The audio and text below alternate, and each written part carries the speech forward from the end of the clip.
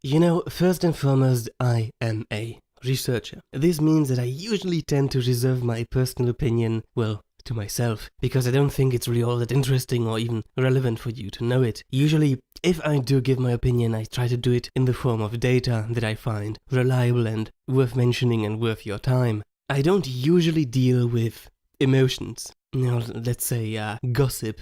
Gossip is a better word for that. I don't usually deal with gossip. This stuff where it's all about who said what and whose feelings got hurt in the process and, you know, this boring stuff that really should not be any concern of any one of us.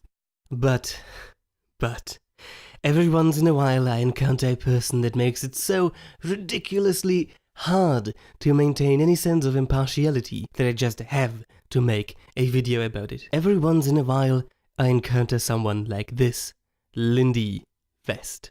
Now, Lindy West is a columnist for The Guardian and occasionally used to write stuff at other places. She's also a really open-minded, tolerant person free of hate, as shown by the fact that she's using a block list on Twitter, so I can't even properly reach her for a comment or her insights and stuff. So what's wrong with Lindy? Well, it's actually quite simple. She is the personification of everything that's wrong with the world, distilled into one fat little snowflake. She really is a miracle of this universe.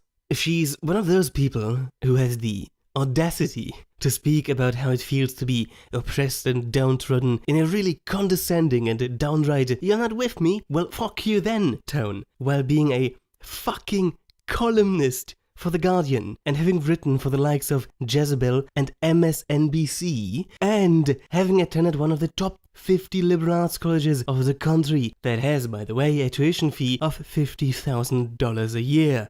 Lindy, my dear darling, do you understand the concept of social capital? Do you understand the enormous social power you hold as a columnist for the fucking Guardian? Do you understand how privileged you are to be able to afford a $50,000 university and enough cake to end up looking the way you do? No, you are not oppressed, you pampered, sheltered, ivory tower-fed, middle-class white girl. Holy fuck.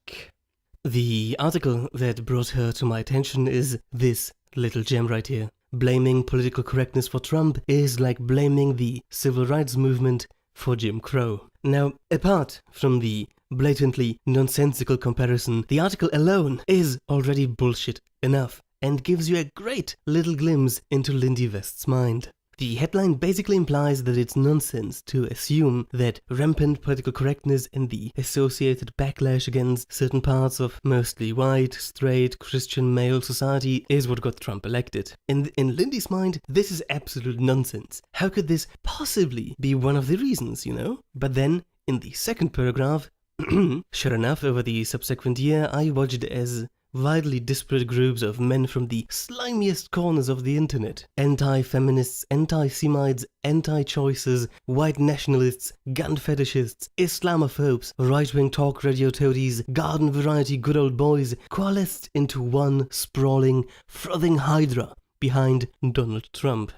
So, Lindy, it's completely unthinkable that people are fed up with political correctness and as such choose a candidate that may or may not be fighting it, but at the same time, you, a politically correct person, choose to insult the ever-loving fuck out of them from a position of political correctness. Do you, by any chance, understand that if you continuously insult and belittle people, you will rile them up against you? I mean, it's really not a hard concept to grasp when you think about it. And Lindy doesn't stop there. This week I had to listen to supposedly reasonable leftist men, not trolls this time. And this is rhetoric that I hear a lot. Anyone who disagrees with you is a troll, regardless of how legitimate his claims might be. He's just a troll.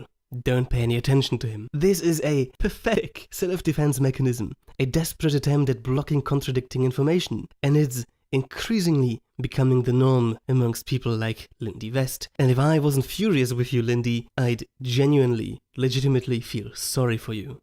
But the absolute gem, I think, is in a later paragraph.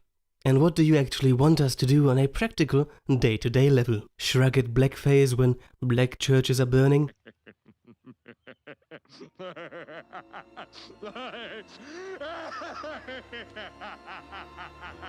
Actually, yes, Lindy. While blackface can potentially be seen as offensive, it does not infringe on anyone's rights and is not directly harmful to anyone. Burning down black churches, however, is a crime. I know that in your diseased brain you don't see a difference, but there is one. A noteworthy one on top of that. And if insults directly correlate to real-world violence, then why are you so insistent on insulting people that you disagree with? Do you see how what you say and what you do is really not at all that compatible? Except being misgendered when trans women of color are murdered at staggering rates. Again, Lindy, one is potentially offensive, but here's a wonderful thing you're only aware of if it suits your perverted fat acceptance and feminist agenda. People have sovereignty over their own bodies. If they choose to misgender you, you can call them impolite or offensive, but there's nothing else you can do about it. And you know what? It's fucking great that you can't do anything against it. I'd be horrified if you could.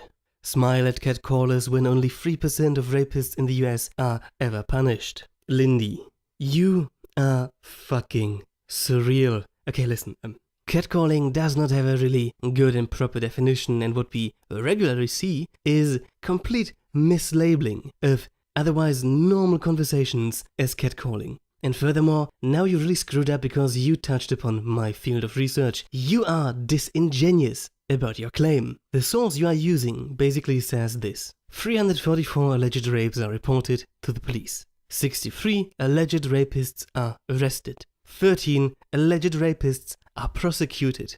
7 alleged rapists are convicted. And only now those people are turning into actual legal rapists. And out of those 7 rapists, 6 are incarcerated. So the actual number of rapists that do get incarcerated is 85%. You know, innocent until proven guilty.